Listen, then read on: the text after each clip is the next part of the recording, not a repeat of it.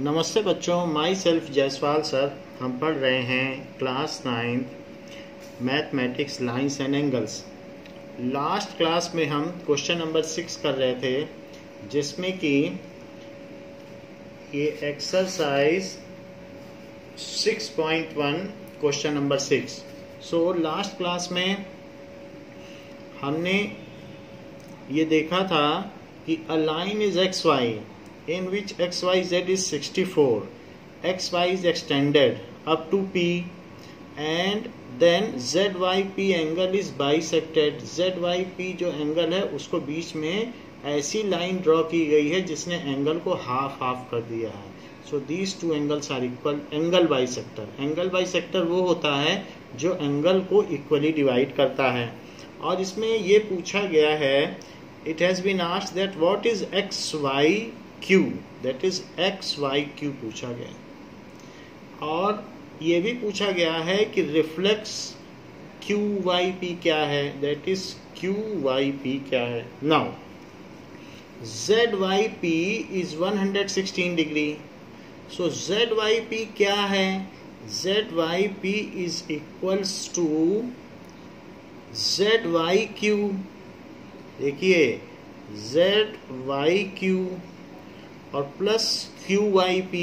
क्यों? क्योंकि ये जो टोटल एंगल होगा वो इन दोनों एंगल का सम होगा। इसको और इसको जोड़ दीजिए तो ये टोटल एंगल आ जाएगा। तो Z Y P is this plus this, Z Y Q plus Q Y P. पर ये भी बात सच है कि जेड वाई क्यू और क्यू वाई पी इक्वल हैं। सो इसलिए हम क्या कर सकते हैं कि जेड वाई क्यू की जगह क्यू वाई पी ही लिख सकते हैं, क्योंकि ये इसके इक्वल है। So plus angle Q Y P, ऐसा हमने इसलिए लिखा है क्योंकि angle Z Y Q is equals to angle Q Y P. आप चाहें तो सीधा भी लिख सकते हैं कि angle Z Y P is 2 times of Q Y P. ऐसा क्यों लिख सकते हैं? क्योंकि जो पूरी चीज है वो हाफ की डबल होती है। तो ये भी लिख सकते हैं सीधा। हमने इसको 2-3 स्टेप में लिखा, आप सीधा लिख सकते हैं, it is 2 times of Q Y P. Full is double of half is 116 degree, या 2 times Q Y P is equals to 116 degree. So what is Q Y P?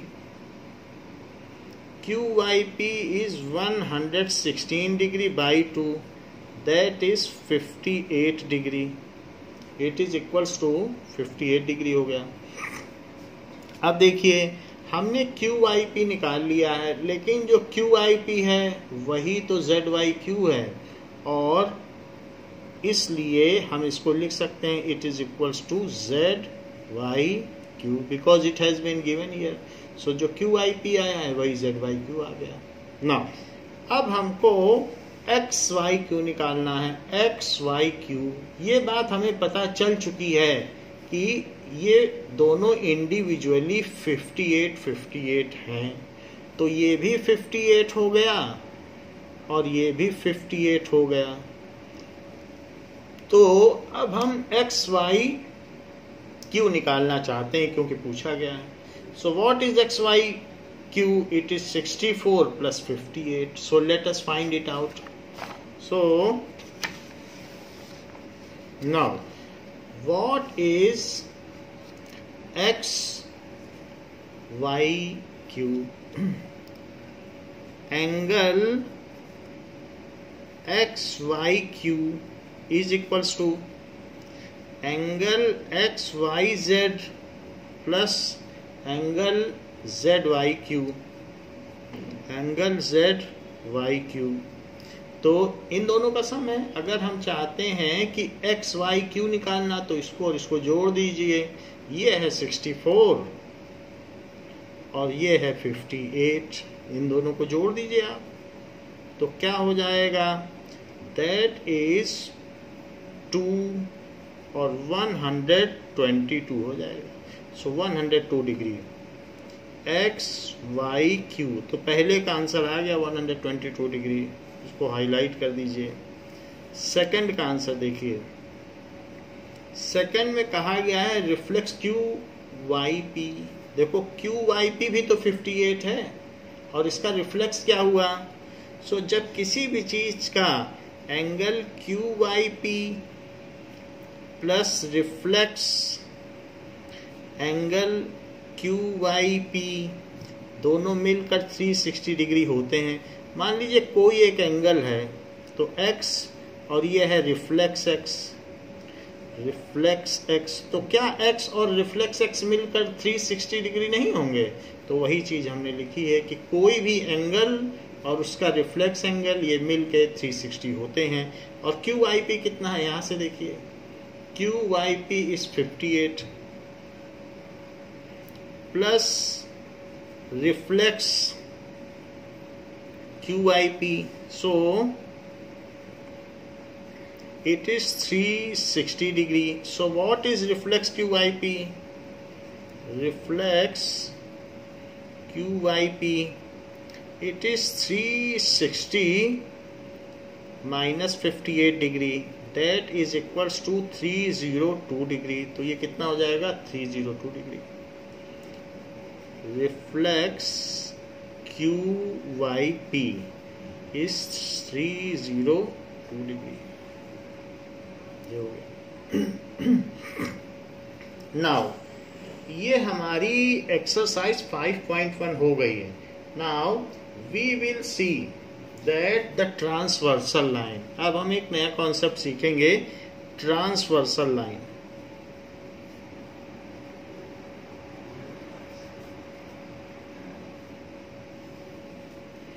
A line which cuts two lines is called transversal line. A line which cuts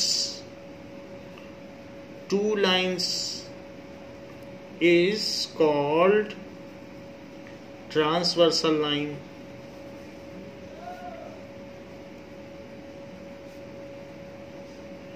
तो जैसे हम लोग cell में करते हैं transverse section निकाल लेते हैं, तो कई सेल को एक साथ कट कर दिया जाता है तो ट्रांसवर्स सेक्शन होता है। वैसे ही अगर ये दोनों लाइन हैं, दीज आर टू लाइंस, और एक ऐसी कोई लाइन हो जो दोनों को कट कर दे, ये, so it is A B and it is C D and this is X Y. तो X Y is a transversal line. X Y क्योंकि वो दो लाइन को कट कर रही है, X Y is transversal line.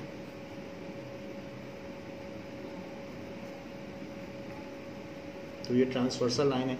जब कभी ट्रांसवर्सल लाइन बनती है तो कई एंगल्स इसमें ओरिजिनेट होते हैं। वो एंगल कौन सा है, जैसे कि ट्रांसवर्सल लाइन बनने पर इन एंगल्स के नाम दो, 1 2 3 4 5 6 7 8, these are the various angles। अब इसमें जो 1 एंगल और 5 एंगल है, ये इस ट्रांसवर्सल लाइन के एक ही तरफ है और फेसिंग टू सेम साइड है।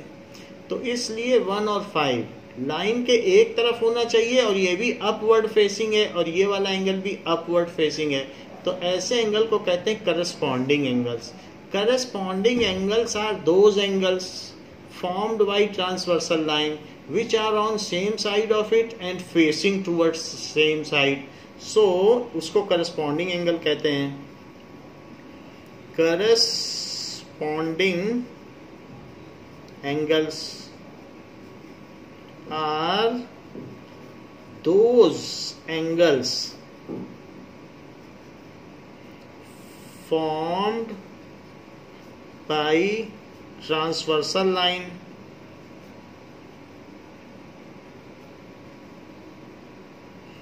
which is on same side of it, which is on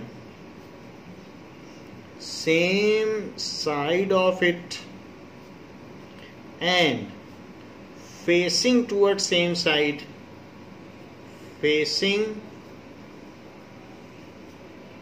towards same side। तो आप यहां देख लें 1 सेम साइड में भी है और ये भी ऊपर है और ये भी ऊपर है, तो इसलिए 1 और 5 करस्पॉन्डिंग एंगल्स हो गए। So angle 1 and angle 5 are corresponding angles. तो ये कैसे एंगल हो गए? Corresponding angles. इसको ऐसे, एंगल्स को ऐसे भी लिखते हैं। तो दिस इज करस्पॉन्डिंग एंगल। अब जरा देखें, ऐसा एक और भी एंगल है कि इसके इधर देख लो, वो भी सेम साइड होगा, तो 2 और 6, तो 2 और 6 भी तो सेम साइड में है और ये भी ऊपर की तरफ है और ये भी ऊपर की तरफ है। So angle 2 and angle 6 separately are corresponding angles. ऐसे ही 3 और 7 सेम साइड में है, दोनों नीचे की तरफ हैं, तो facing toward same side. Angle 3 and angle 7 are again corresponding angles. So, in the similar manner, angle 4 and 8 are another pair of corresponding angles. So, angle 4 and angle 8 are another pair of corresponding angles. जब एक transversal line 2 lines को cut करती है तो 4 pairs of corresponding angles are formed. If a transversal line cuts 2 lines, then 4 pair, देखो 4 pair बन गए कि नहीं, तो ऐसे बन जाते हैं। अब जरा देखिए, ये तो मैंने आपको बात बता दी करस्पॉन्डिंग एंगल्स की। अब जरा देखिए कि अल्टरनेट इंटीरियर एंगल क्या होते हैं। Alternate interior angles,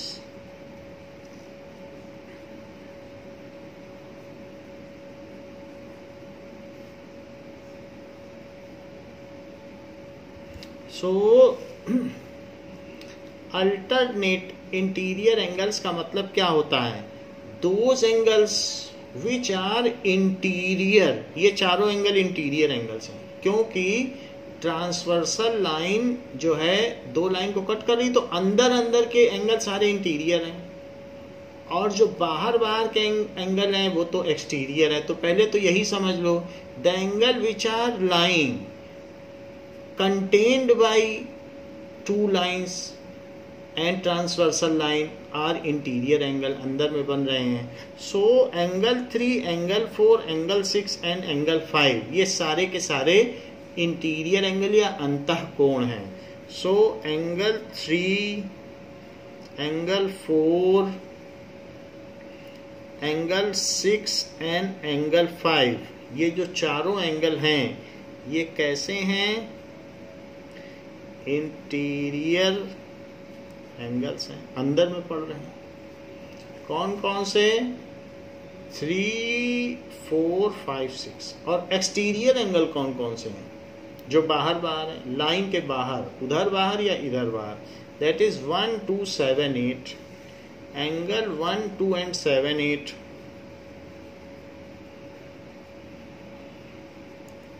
are exterior angles. ये एक्सटीरियर एंगल्स हो गए। हम बात कर रहे हैं अल्टरनेट इंटीरियर एंगल्स की।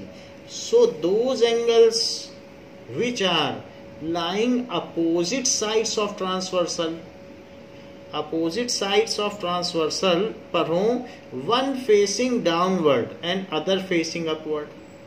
तो इस तरीके से हो तो ये इसका अल्टरनेट है। अल्टरनेट तो इस चीज को कहेंगे कि अल्टरनेट इंटीरियर एंगल। सीधी सी बात है, जिससे एक जेड बनता हो, जैसे ये तो यहाँ का और यहाँ का ये अल्टरनेट हुआ, तो एक जेड जैसा बन रहा है। सो इसलिए अल्टरनेट इंटीरियर एंगल क्या, यहाँ भी एक जेड बन रहा है, दिस, तो ये भी अल्टरनेट इंटीरियर एंगल। तो दोज इंटीरियर एंगल्स, दोज इंटीरियर, यही चार हैं interior angles, in which one is facing downward and other is facing upward, which are facing opposite sides, are called alternate interior angles. तो बात कही गई है कि अल्टरनेट इंटीरियर एंगल में देखिए कि जैसे कि दो लाइन दी गई हैं, वही फिगर फिर से ड्रॉ कर देते हैं और इसको ट्रांसवर्सल कट कर रही है।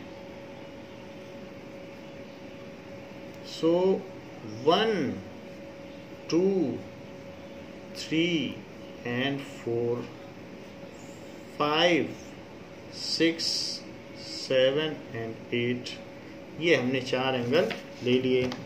So these are the total 8 angle हो गए।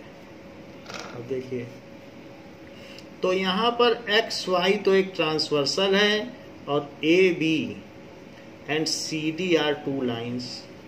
तो यहाँ दोज इंटीरियर एंगल्स which are facing opposite side,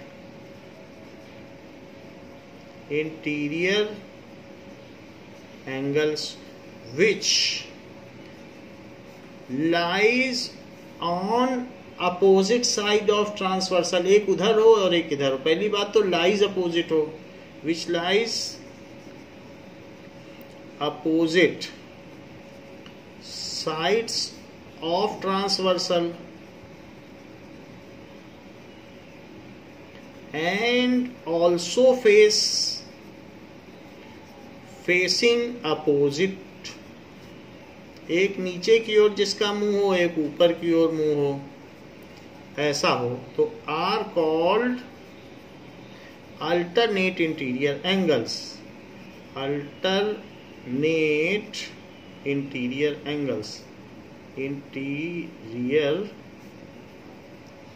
angles, इसको कहते हैं एकांतर अंतःकोण। कैसे इसको एकांतर अंतःकोण कहेंगे? इसके बगल ये, उसको छोड़ दो तो जो आ जाए, इसके बगल ये, इसके बगल ये, उसको छोड़ दो तो जो आ जाए, तो ये और ये हुआ। इसके बगल ये, इसको छोड़ दो ये आ जाए, एक का अंतर कर दो तो अल्टरनेट इंटीरियर एंगल बन जाएगा एकांतर अंतःकोण। एकांतर और अंतःकोण क्योंकि अंदर में है, सो एक को छोड़कर अल्टरनेटली, मतलब इसके बाद ये है फिर उसके बाद ये है, तो अल्टरनेटली आए तो उसको कहेंगे अल्टरनेट इंटीरियर एंगल। जैसे 1 के बाद 2 आता है, 2 के बाद 3, तो 1 और 3 ले लोगे तो ये अल्टरनेट नंबर हो जाएंगे। ऐसे यहाँ पर कहा गया। सो एंगल 3 के बाद 6 है, 6 को छोड़ के 5 ले लो। एंगल 3 एंड एंगल 5, या जिससे जेड बनता हो वो देख लो, आर अल्टरनेट इंटीरियर एंगल्स। सो हमने देख लिया 3 और 5 हो गए, और इसी तरीके से 4 और 6, 4 के बगल कौन आया? 3 के बाद 6, तो 3 छोड़ दिया, 6 ले लिया। या ऐसे भी आओगे तब भी 4 के बगल 5, 5 के बगल 6, एक छोड़ दो। So angle 4 and angle 6 are alternate interior angles. ऐसे ही अल्टरनेट एक्सटीरियर एंगल भी होता है, वो भी एक छोड़ के होता है।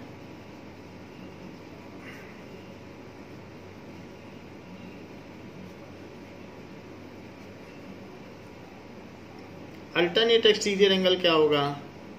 सो those exterior angles which are on different side of transversal and facing opposite, एक का मुंह ऊपर की तरफ तो एक का मुंह नीचे की तरफ, नीचे की तरफ मुंह है, इसका मुंह ऊपर की तरफ है उस एंगल का। तो इस तरीके से फेस जिधर खुलता है कोण उसको उसका मुंह कहते हैं। तो ये एंगल ऊपर खुल रहा है तो ऊपर उसका मुंह है, ये नीचे खुल रहा है तो नीचे मुंह है। तो इसलिए those exterior angles which are lying opposite sides of transversal, एक उधर पड़े और एक इधर पड़े, एंड आल्सो फेसिंग अपोजिट, एक का मुंह ऊपर एक का नीचे। तो इसलिए लाई भी अपोजिट करें, ऐसा ना कह देना कि एक ऊपर है और नीचे और एक ही तरफ हो जाए, उसको को एक्सटीरियर एंगल बोलेंगे, उसका अलग डेफिनेशन है। ये अल्टरनेट है। या ये भी कह सकते हो 1 के बाद 8 को छोड़ दो तो 7 आ जाए, 1 के बाद 2 को छोड़ दो तो 7 आ जाए। तो यानी हम बाहर बाहर के एंगल लें और एक छोड़ के लें तो उसको कहते हैं अल्टरनेट नंबर। एक छोड़ने को कहते हैं अल्टरनेट, ये इंग्लिश की लैंग्वेज है। So those pair of angles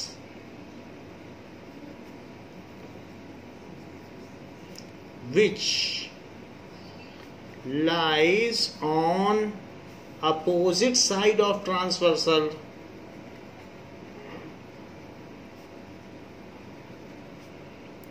of those pair of exterior angle, क्योंकि हम एक्सटीरियर की बात कर रहे हैं, exterior angle which lies opposite sides of transversal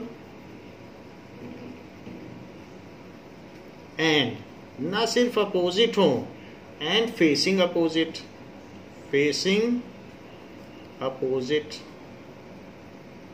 तो उसको कहते हैं अल्टरनेट इंटीरियर एंगल्स। जैसे कि ये फिगर वही है, तो इसमें आप कह सकते हैं कि 1 and 7, तो 1 and 7 क्या हुए? 1 and 7 are alternate exterior angles. 1 के बाद 2 आया, 2 को छोड़ दो, बाहर बाहर घूमो, अंदर मत जाना। 1 के बाद 2, 2 के बाद 7, तो 2 छोड़ दिया। इधर से भी आओगे तो 1 के बाद 8, 8 को छोड़ देना, फिर 7। So 1 and 7 are alternate exterior angles. Angle 1 and angle 7 are alternate exterior angles. इसी तरीके से 2 and 8, 2 and 8, 2 के बाद 7, 7 छोड़ दिया, 8, दोनों अपोजिट साइड में हैं ट्रांसवर्सल लाइन के, और एक ऊपर का मुंह है, एक नीचे का मुंह है। तो 2 and 8 are alternate exterior angles.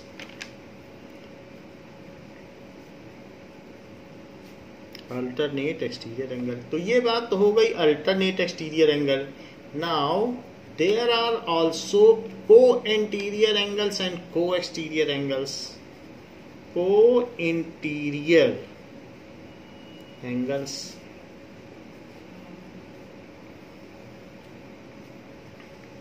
now those pair of angles which lies, तो इंटीरियर भी वर्ड आ गया, तो those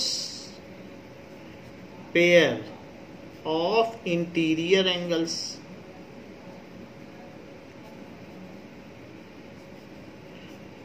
which, को वर्ड है, को का मतलब साथ होता है। which lies on same side of transversal, same side of transversal, वो सेम साइड में हो, and facing towards each other, और एक दूसरे की ओर खुलते हों, टूवर्ड्स ईच अदर। जैसे कि यहाँ देखिए, तो ये 4 इधर खुल रहा है और ये जो देखो 5 इधर खुल रहा है, तो ये दोनों एक ही तरफ खुल रहे हैं और सेम साइड में भी हैं। अंदर है, पहली बात तो इंटीरियर है, तो इंटीरियर में यही चारों लिए जाएंगे। अंदर हो और को का मतलब सेम साइड हो और एक दूसरे की ओर खुलते हों, एक दूसरे की ओर जिनका मुंह हो। तो इस तरीके से हम ये कह सकते हैं कि 4 and 5 are co interior angles, interior भी और एक दूसरे की तरफ फेस किए हुए हैं। Angle 4 and angle 5 are co interior angles. इसी तरीके से हम यहाँ देखें तो क्या 3 and 6 भी इसी तरीके से हैं। सो 3 and 6 भी हैं, एक ही तरफ है ट्रांसवर्सल के, ये तिर्यक रेखा के एक ही ओर हैं तथा इनका मुख एक दूसरे की ओर है। They are facing towards each other, so they are on same side of transversal line and also facing towards each other. So 3 and 6 are co interior angles. Angle 3 and angle 6 are co interior angles. फिर co exterior angles क्या हुआ? Exterior angles बिल्कुल यही सब चीज है। इसी definition में 2 पेयर ऑफ एक्सटीरियर एंगल्स लिख दीजिए और बाकी सब कुछ वही रहेगा। those pair of exterior angles which lies on same side of transversal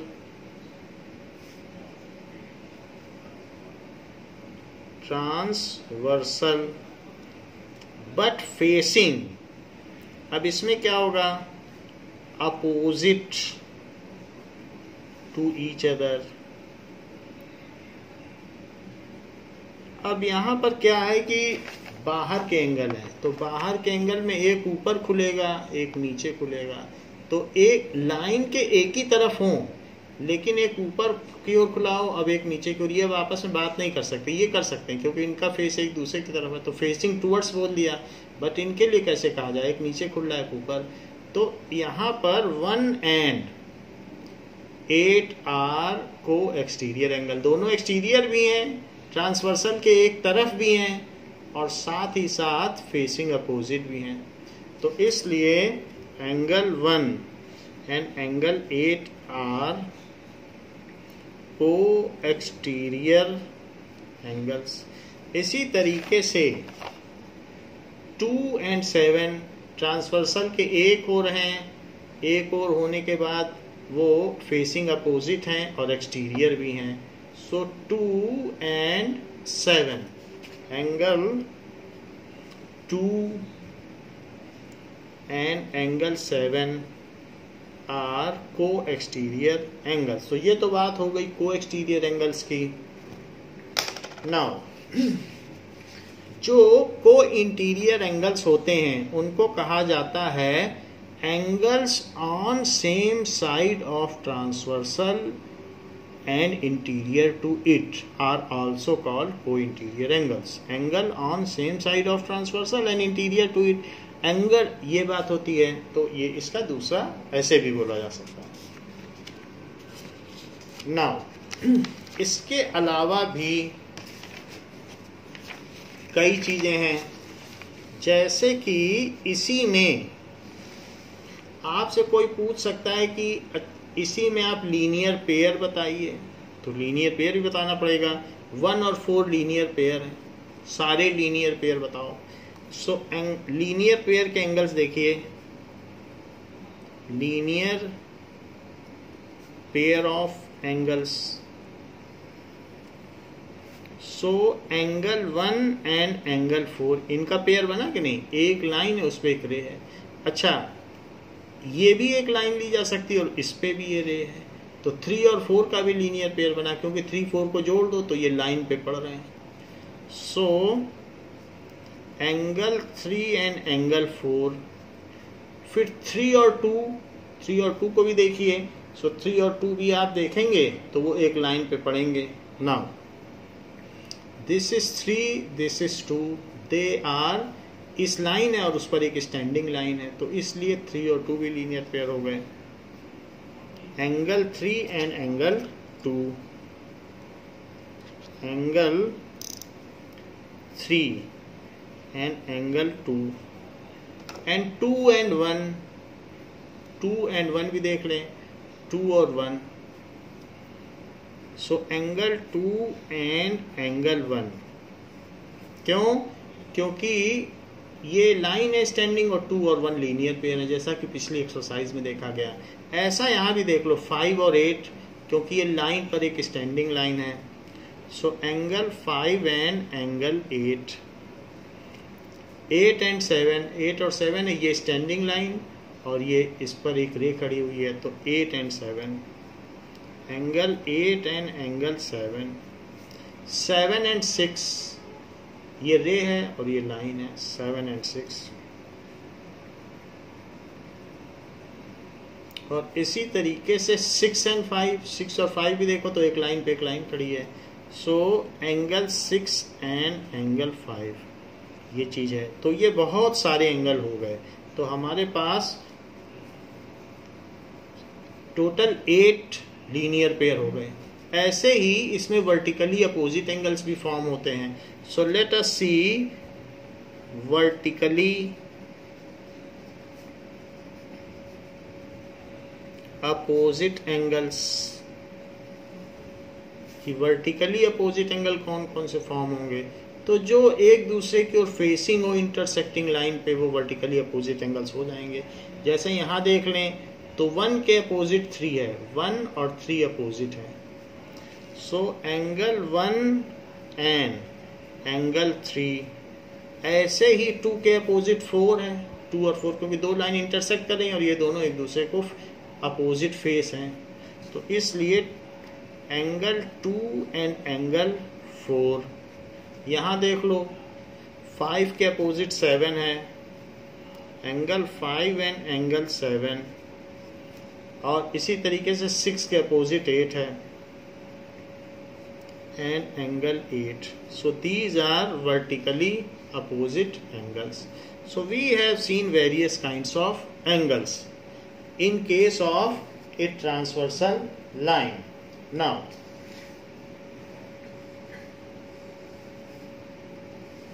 जो को इंटीरियर एंगल्स हैं उनको कंजिक्यूटिव इंटीरियर एंगल्स और अलाइड एंगल्स भी कहते हैं. जैसे यहाँ पर को इंटीरियर एंगल्स है तो इसका दूसरा नाम भी है, इसका नाम है allied angles. Allied angles book में दिया हुआ है.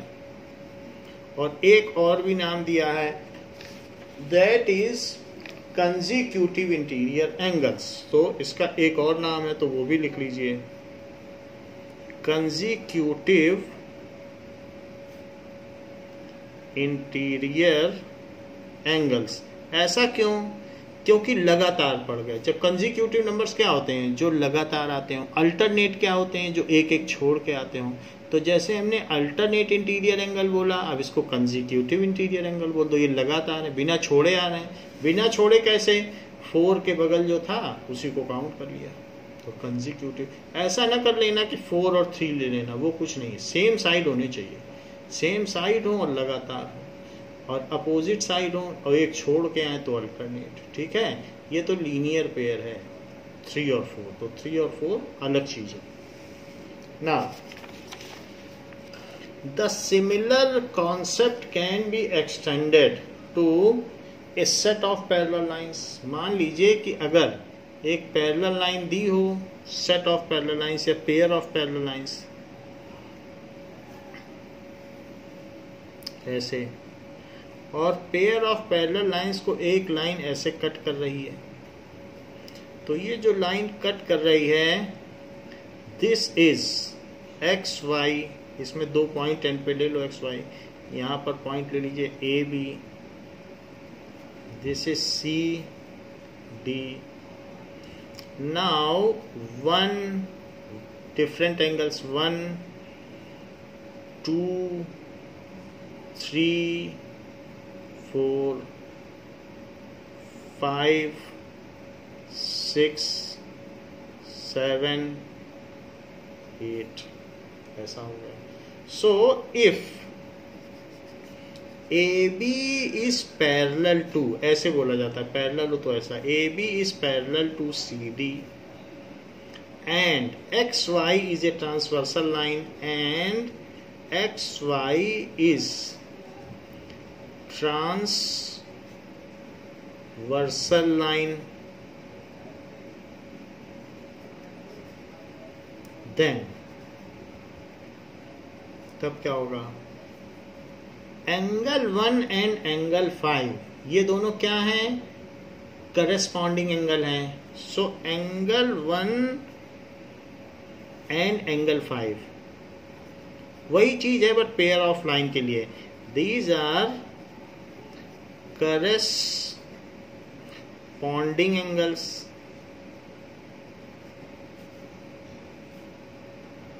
एंगल्स 1 और 5. ऐसा क्यों बताया जा रहा है पैरेलल लाइन के लिए?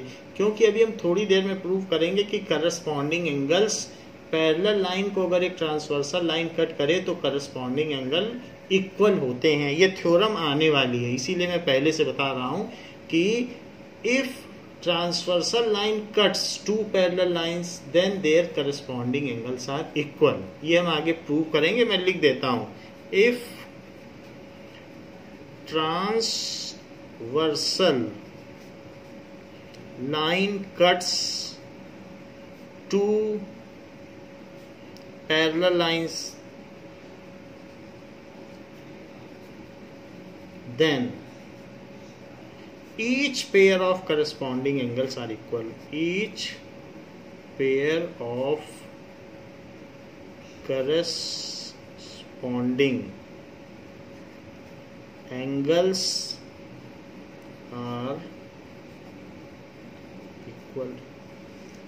जैसे इस चीज को आप देखें कि ये टू लाइंस हैं और इसको एक लाइन ऐसे कट कर रही है और ये एंगल 60 डिग्री है, ये 60 डिग्री हो गया. तो ये 60 है तो इसका वर्टिकली अपोजिट कितना होगा, वो भी 60 डिग्री हो जाएगा. ये और एक और भी थ्योरम है, जब ये 60 है तो ये कितना हो जाएगा, लीनियर पेयर, तो ये हो जाएगा 120 डिग्री. क्यों 120? क्योंकि इनको मिलके कितना होना है, this will be 180. Linear pair में दोनों का सम 180 होता है. अच्छा, क्या आप मुझे बता सकते हैं ये 180 है तो ये 180 हो गया और इसके अंदर का एंगल 120 है, तो ये कितना होना चाहिए. जो भी लाइंस पैरेलल हैं तो एक तरीके से ये पैरेललोग्राम बनाएगा. तो ये 120 है तो इसका और इसका सम 180 होना चाहिए या two right angles, then they will never meet. अगर 180 से कम हो गया then they will meet on that side, और 180 रहा तो फिर ये पैरेलल चलती रहेंगी. If the sum of these two angles is 180, जैसे मान लीजिए कि किसी भी ट्रायंगल में आपको मालूम है कि 3 एंगल्स होते हैं. तो मान लीजिए कि एक एंगल, ये है ट्रायंगल की बात करें तो ट्रायंगल में वन एंगल 90 डिग्री है, और अगर दूसरा आप सोचे मैं 90 न रखूं, और 90 रखना ठीक नहीं है, 90 रख दोगे इसको तो हमेशा ये कभी भी नहीं मिलेंगी. ये भी 90 है और ये भी 90, कभी नहीं मिलेंगी. और लेकिन अगर आपने 89 रख दिया तो 89 रखने पे ये मिल जाएंगे. मान लो आप सोचें कि थोड़ा कम कर दें, मैं 89 डिग्री कर दूं, तो lines will never meet if the sum of co interior angle is two right angle. ये बात है. तो अब जरा फिर से देख लो कि मान लीजिए ये 90 है, ऐसे किसी भी तरीके से हो तो इससे कम अगर हो जाएगा तो किसी भी ट्रायंगल के तीनों एंगल का सम कितना होता है, 180 डिग्री. तो ये 90, ये 89 हो गया तो ये 1 डिग्री हो जाएगा. तो लाइन में अगर दो एंगल का सम 180 से कम होगा तब थर्ड एंगल जनरेट हो जाएगा, और अगर दो मिलके 180 हो गए तो फिर वो मिलेंगे ही नहीं क्योंकि ट्रायंगल बन जाएगा. तो कहोगे कि आप ऐसा कह सकते हो क्या कि ये दो लाइनें हैं और इन दोनों का सम 180 है और ये ट्रायंगल भी बना रहे हैं, तो क्या मिल जाएंगे. एक ट्रांसवर्सल इसको कट कर रही है, now a transversal is cutting two it. तो ये लाइनें अगर इनका सम 180 हो जाता है, तो जैसे मान लीजिए ये 120 डिग्री है तो ये 60 डिग्री, तो ये टू राइट एंगल है. तो ऐसे केस में ये कभी मिल नहीं सकती क्योंकि फिर इसकी वैल्यू क्या होगी, ये दोनों मिलकर ही 180 हो गए. तो इसलिए एक थ्योरम है जो 5th चैप्टर आपके में से हटा दिया गया है कि टू लाइंस इफ एक्सटेंडेड, ये दो लाइनें हैं, so two lines if extended meet on that side, उसी तरफ मिलेंगी. जब किस तरफ मिलेंगी, ट्रांसवर्सल भी कट कर दिया गया है. So meet on, if they are cut by a transversal line, meet on that side जहां पर उन दोनों का सम ए और बी, इनका सम 180 से कम हो. मान लो इन दोनों का सम, अगर ए प्लस बी का सम 170 डिग्री हो, 180 ना हो, 170 डिग्री हो, तो ये आगे चल के मिल जाएंगी यहाँ पे। अब मिल जाएंगी तो कह दो कि भाई इसको भी 10 कर दो, क्योंकि a प्लस बी और c को मिलकर 180 होना है। और अगर ये पहले से ही क्लेम कर दें कि हम दोनों राइट एंगल्स हैं या हमारा सम 180 है, तो मिलने का कोई भी सूरत नहीं बनती, क्योंकि फिर थर्ड एंगल की क्या वैल्यू होगी। So if the sum of co interior angle is 180 degree then they will not meet on that side, तो इस साइड तो नहीं मिलेंगी। तो यहाँ पर वही बात कही जा रही है कि टू लाइंस पैरेलल हैं और इन्हें मिलना नहीं चाहिए, तो इसलिए इन दोनों को मिलकर 180 कंज्यूम कर लेना चाहिए। अब ये कभी भी नहीं मिलेंगी, मिल ही नहीं सकती, क्योंकि 180 पहले ही पूरा हो गया है, और अगर आगे मिलेंगी तो फिर तो ट्रायंगल में कुछ ना कुछ एंगल बनाएंगी, और 180 और प्लस वो एंगल तो 3 एंगल हो जाएंगे, तो उनका सम तो 180 से एक्सीड कर जाएगा, तो ये ट्रायंगल की इंटरनल एंगल प्रॉपर्टी का वायलेशन होगा। So two lines will never meet if they are cut by a transversal line if the sum of co-interior angle is 180 degree, then they will not meet on that side। तो ये line हम लिख लें। इसी तरीके से यहाँ पर भी अगर ये 60 है तो ये कितना हो जाना चाहिए, ये पहले से ही कंज्यूम कर ले, तो ये 60 हो गया, क्योंकि 120 और ये 60, तो इसे कितना हो जाना चाहिए 120 डिग्री। तो यहाँ भी आप देख लें, now they will not meet on that side, क्योंकि इन्होंने 180 कंज्यूम कर लिया है। अब और एक एंगल बनाएंगी तो उसकी क्या वैल्यू हो सकती है। सो इसलिए ये यूक्लिड की थ्योरम है, that is postulate number 5। So two lines if the co interior angles, if the sum of co-interior angle is two right angles, then those lines will not meet on that side. If sum of co-interior angles is two right angle,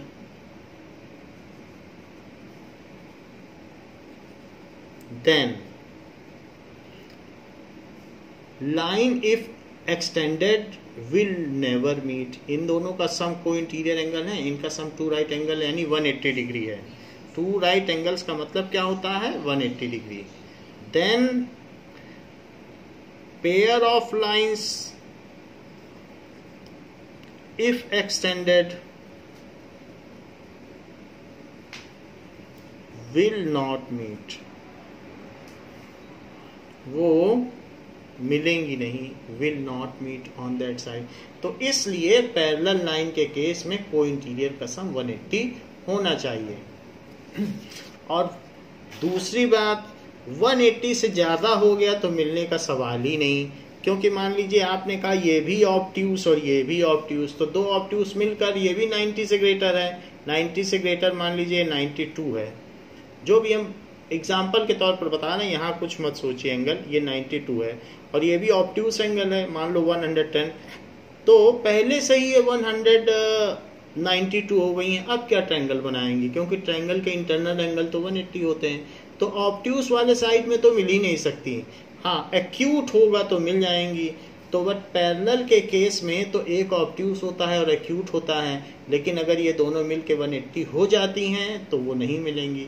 और parallel वाली में इधर भी 180 होना चाहिए जिससे इधर भी ना मिले, और इधर भी इनका सम 180 होना चाहिए जिससे इधर भी ना मिले, और उससे कम हो गया तो फिर ट्रायंगल बना लेंगे, क्योंकि फिर थर्ड एंगल भी हो जाएगा। तो इन्हें पहले ही 180 हो जाना चाहिए जिससे कि वो मिल ना पाए और कभी ट्रायंगल बना ना पाए। तो इसलिए in case a transversal cut two parallel lines, then ये अपने मन में एक्सियम रखिए, then sum of co-interior angles is 180 degree। तो क्या बात हमने आपको बताई, if a transversal cuts two parallel lines, so इसे आप एक्सियम मान के चलें, ये यूक्लिड का एक्सियम है।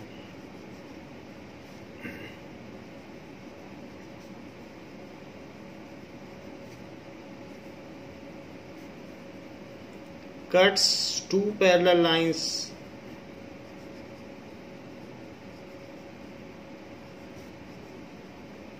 then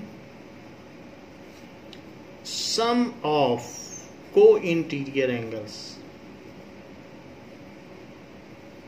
उसे चाहे आप एलाइड एंगल्स कहें या कंजिक्यूटिव एंगल्स कहें, सम of co interior angles on either side, दोनों ही तरफ ये बात सत्य है, इज 180 डिग्री। तो वो 180 डिग्री होता है, पहले से ही 180 डिग्री होता है कि अब ट्रायंगल बनने की कोई सूरत ना हो। तो मान लीजिए इसे आप x कहें तो इसे y कहें और ये पैरेलल लाइंस हैं, तो x प्लस वाई को क्या होना चाहिए, x प्लस वाई को 180 डिग्री होना चाहिए, तभी ये पैरेलल होंगी। 180 पहले से ही कंज्यूम कर दो जिससे कि आगे ट्रायंगल बने ही ना। और ये अगर z और w हैं तो z plus w is also should be 180। तो 180 हो गया, आप ट्रायंगल कैसे बनेगा, क्योंकि ट्रायंगल बनेगा तो एक और एंगल जनरेट होगा, फिर उसकी भी तो कुछ वैल्यू होगी। इसलिए अब ना इधर ट्रायंगल बनेगा ना इधर, और ये पैरेलल ही रहेंगी। वास्तव में ये पैरेलल बोल भी दिया गया है तो इन्हें मिलना भी नहीं चाहिए। अब जरा देखें, तो ये बात हमने देख ली। This is an important fact जिसको कि हमने यहाँ पर देखा है। नाउ अब देखते हैं कि there are various axioms. So axiom 6.3 देखें, एक्सियम 6.3, 6.2 तक तो हमने देख लिया था। क्या था 6.2? जो लीनियर पेयर ऑफ एंगल्स हैं उसका इनवर्स था, यानी if the non-parallel sides lie on a line, then the sum of adjacent angle is 180 degree. If sum is 180 degree, then non-parallel lines lie on a line. ये तो axiom 6.1 था, उल्टा कर दो तो एक्सियम 6.2 था। अब हम देख रहे हैं एक्सियम 6.3, 6th चैप्टर इसीलिए 6 आ रहा है। Now, if a transversal intersect two parallel lines, if a transversal intersect two parallel lines,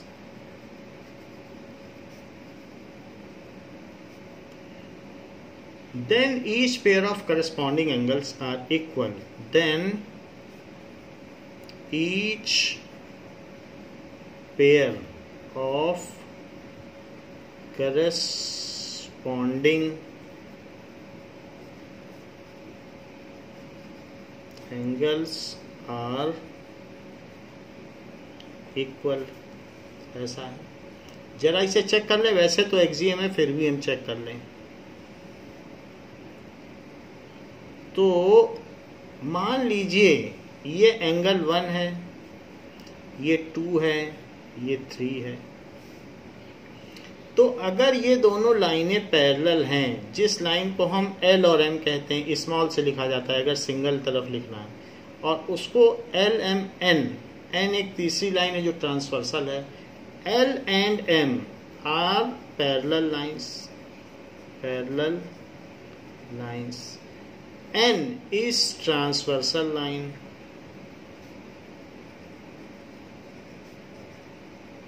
तो अभी हमने ऊपर एक एक्सियम देखा है कि दो लाइंस पैरेलल हैं तो सम ऑफ को इंटीरियर एंगल 180 होता है। तो 2 + 3 क्या हो जाएगा, एंगल 2 + एंगल 3, ये कितना हो जाएगा 180 डिग्री।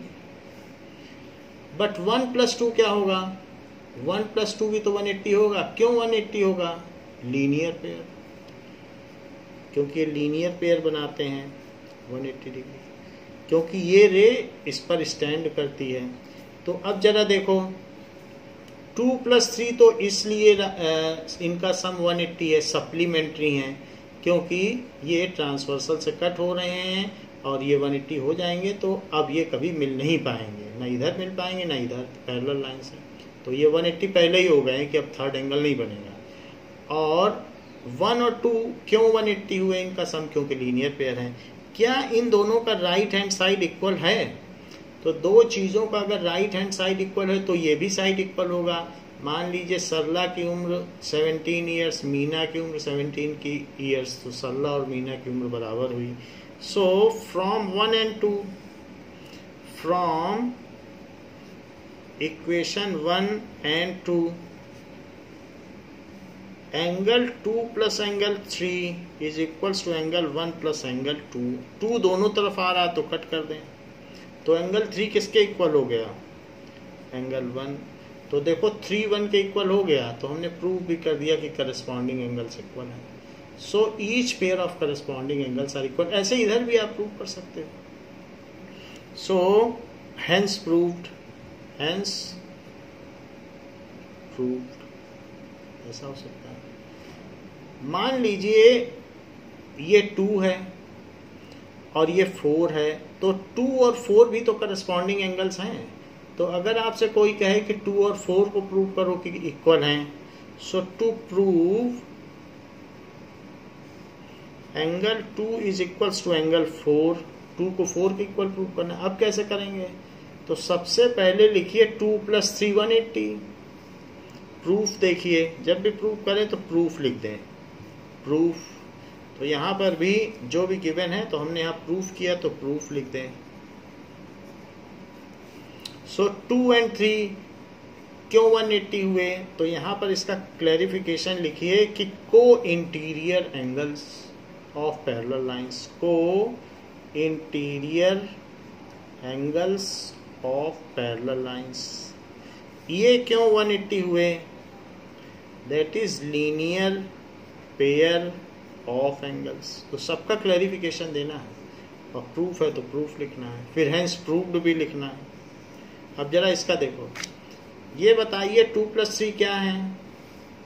सो एंगल 2 + एंगल 3 180 डिग्री। 2 + 3 180 है। क्यों 180 है? को interior angles of parallel lines. तो यहाँ ये बात लिख लें कि co interior angles of parallel lines. लेकिन 3 + 4 क्यों 180 है? इसका भी कोई रीजन होगा। सो 3 + 4 180 है, ऐसा क्यों? क्योंकि ये रेखीय युग्म है, लीनियर पेयर ऑफ एंगल्स। एक लाइन है और उसी पर दूसरी रे स्टैंड कर रही, तो 3 और 4 भी है। तो यहां से जरा देखो कि राइट हैंड साइड दोनों का इक्वल है, तो जब राइट हैंड साइड इक्वल होगा तो उनका लेफ्ट हैंड साइड भी इक्वल होगा। तो इसलिए 2 + 3 इज इक्वल्स टू 3 + 4। 3 3 कट गया, तो 2 किसके इक्वल हो गया? 4। 2 4 के इक्वल हो गया। जरा 2 और 4 देखें क्या थे, तो 2 ये था और 4 ये था, हो गए ना करस्पॉन्डिंग एंगल। 2 और 4 इक्वल आ गए। तो फिर से प्रूव कर दिया कि करस्पॉन्डिंग एंगल्स ऑफ, जो pair of corresponding angles equal होते हैं। कब? जबकि लाइंस पैरेलल हो, हर केस में नहीं, ठीक है। So pair of hence it is proved that pair of corresponding angles are equal if a transversal intersect two parallel lines। Parallel lines का क्लॉज तो होगा ही, तभी ये बात होगी, क्योंकि इसके बिना कैसे प्रूव करोगे? ये तो पैरेलल लाइन का ही क्लॉज है, corresponding angles of two parallel lines. तो ये फिर से प्रूव हो गया। तो ये बात प्रूव हो गई। अगर लाइंस पैरेलल ना हो तब तो इक्वल होने की कोई बात ही नहीं है। जैसे कि इस केस में देख लो, तो क्या इस केस में 1 और 5 को इक्वल कहोगे? ये तो दिखने में ही इक्वल नहीं लग रहे हैं। तो लाइन अगर पैरेलल ना हो तो करस्पॉन्डिंग एंगल्स का कोई मीनिंग नहीं है और वो इक्वल ही नहीं है।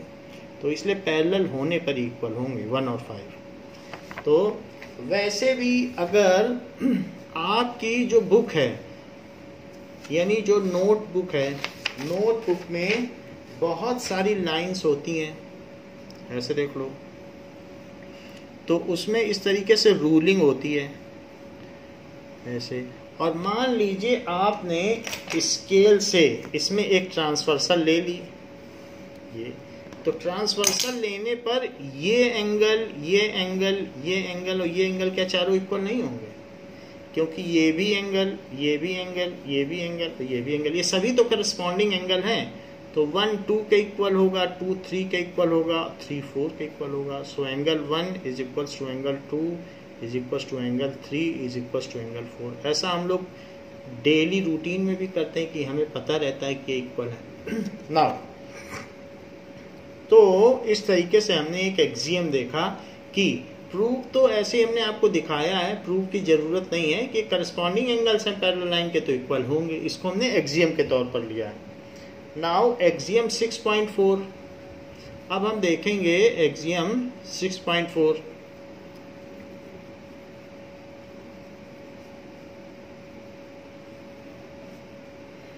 If a transversal intersect two lines, if a transversal intersect two lines such that a pair of corresponding angles is equal, such that a pair of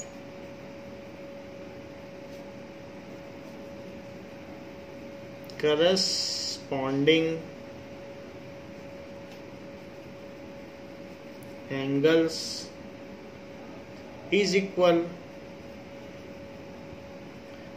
then the two lines are parallel to each other, then the two lines are parallel to each other। पहले कह रहा था parallel होंगे तो corresponding angle equal होंगे, अब कह रहा है करस्पॉन्डिंग एंगल इक्वल होंगे, तो उससे ये इंप्लाई होता है कि टू लाइन्स आर पैरेलल। उल्टी बात कर रहा है, उसी का इन्वर्स है, are parallel to each other.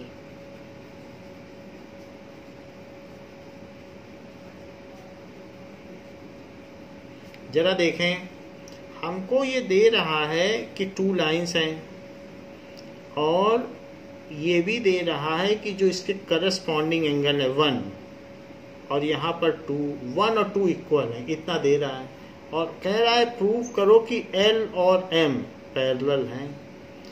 दे रहा है कि 1 और 2 इक्वल हैं, करस्पॉन्डिंग एंगल इक्वल है। देखो लिख रहा है pair of corresponding angle is equal, तो प्रूफ करिए कि लाइंस पैरेलल है। तो गिवन क्या है,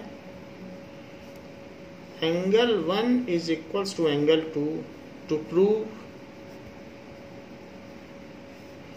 L is parallel to M, ऐसे यहाँ इसे N ले लो, ट्रांसवर्सल को N ले लो। तो जरा प्रूफ देखें इसका।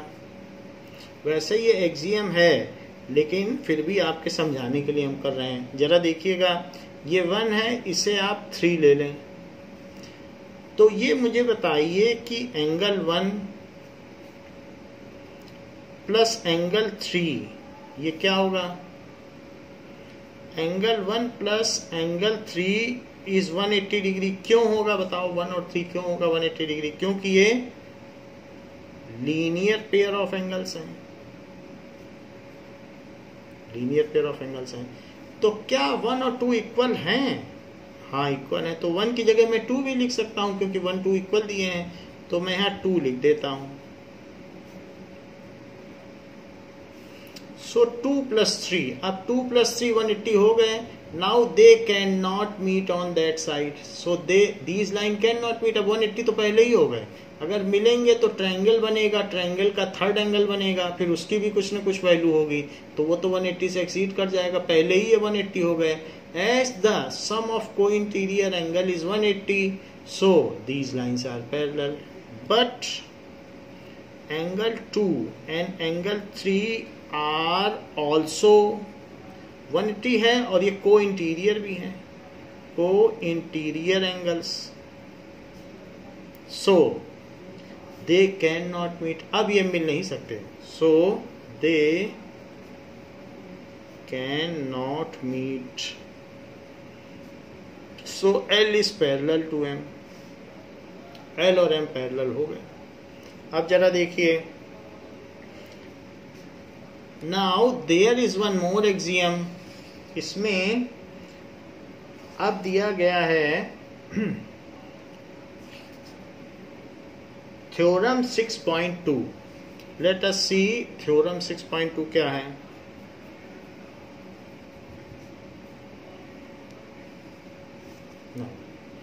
थ्योरम 6.2 इसको हमें प्रूव करना है। अभी तक तो एक्सियम था वो हम समझा रहे थे, बट थ्योरम को प्रूव करना होता है। थ्योरम कहती है if a transversal intersects two parallel lines then each pair of alternate interior angle is equal. If a transversal intersect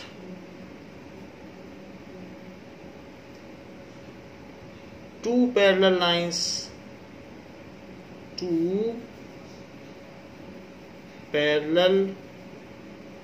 lines, then each pair of alternate interior angles is equal. Then each pair of alternate interior angles is equal.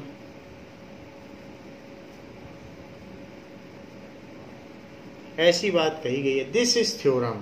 सो इस chapter की ये second theorem है। एक vertically opposite angle वाली आई थी, उसको हमने prove कर दिया था कि वर्टिकली अपोजिट एंगल इक्वल होते हैं। और अब आई है ये दूसरी थ्योरम। इसमें बताया गया है कि अगर L and M are parallel lines, L and M are parallel lines, और उसको एक थर्ड ट्रांसवर्सल कट करती है जो कि N है। सो गिवन क्या है? L is parallel to M and N is transversal line. N is transversal line. तो प्रूफ क्या करना है? तो इसमें हमें ये प्रूफ करना है कि